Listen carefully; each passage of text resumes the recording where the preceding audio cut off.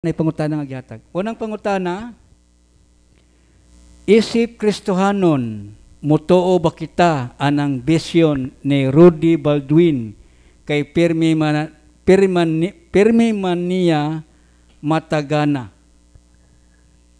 Okay, matagnaan. Ay, matagnaan. Okay. Kay pirmi man daw siya makatagna, bro. Kaya ni si Rudy Baldwin. Arita sa Catechism of the Catholic Church sa paragraph 21:16. Unsa may giingon sa atong katisismo kabahin ni ining mga tagna-tagna. Atong basahon ha. Ang giingon dere, all forms of divination are to be rejected.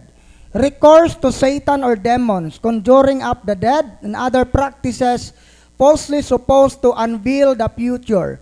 Consulting horoscope, astrology, palm reading, interpretation of omens and lot, the phenomena of clairvoyance, and recourse to medium, all conceal a desire for power over time, history, and in the last analysis, other human being, as well as a wish to conciliate hidden powers.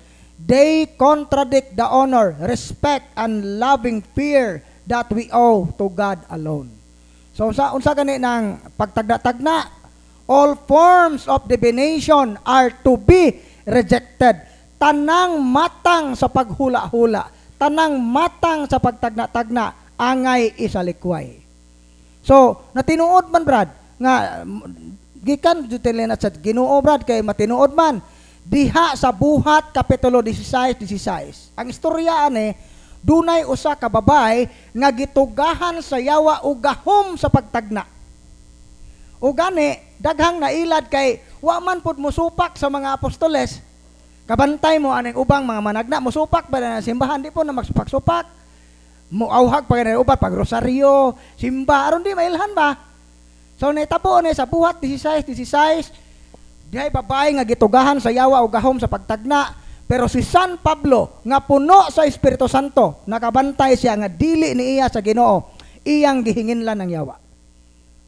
Iyang gihinginlan ang yawa nga naa sa maong babae. So mao nay kuan mga igsoon kay diha sa Deuteronomio 18:10 hangtod sa 11 kun mutuo dita na mga tagna-tagna gikasilagan sa Dios ang tanan nga nagbuhat niining mga butanga. So ang pangutana, isip usa ka Katoliko angay bata mutuo sa mga tagna-tagna labi na ni Rudy Baldwin? Ang tubag, dili kung tinuod kang Katoliko. Mao na tubag.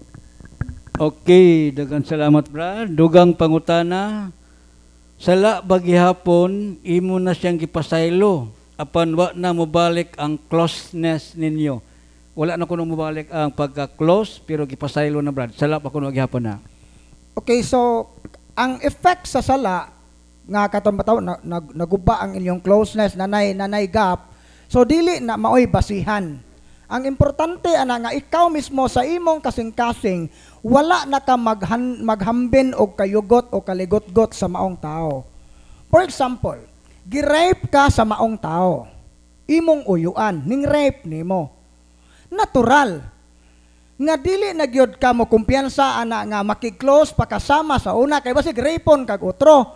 Pero tungod kay ning pasaylo ka, ako nang gilet go ang akong kayugot o kaligot-got, ako ning gipasaylo, pero wala nagyud ko'y plano nga ibalik ang among dati nga closeness, kay ngano man, common sense na siya. Kay kung masuod may pagbalik, basig arepon na pugkuan eh. So mo na nga, not necessary nga mabalik ang dati nga, depende na siya sa sitwasyon. No, kung pananglit, naadyoy, ang maong closeness, makaingon nga, maabusaran ka o ma-abuse ka, so mas maayo nga mulikay ka. Pero ang importante ana nga wala na ka maghambin o kayugot o kaligot-got sa maong tao ug imong giampo ang maong tao nga makabig siya. Dili kay magampo kag mamatay ng tawhana. Di na mao. Iampo nato ang iyang kaayuhan. Bisan pa man kung wala na mabalik ang inyong closeness. Kay posible labi na ng mga pagsalig bitaw kay giluiban ka sa maong tao, it takes time. Dili pagyud na siya mauli dayon. So kung itugot sa Ginoo, kung gusto mo nga mauli na maningkamot mo both nga maningkamot mo nga mabalik inyong closeness, Pero ang importante anak nga kamong duha wala na mo'y mga kayugot o kaligot-got. Bisan pa magwala pa mahibalik ang inyong dati nga closeness. Mao na ito ba? Okay, dugang pangutana. Wala na yung mangutana? Good. So, Brad, wala na yung mangutana. Dagan salamat sa ikot o dagan sa mga salamat.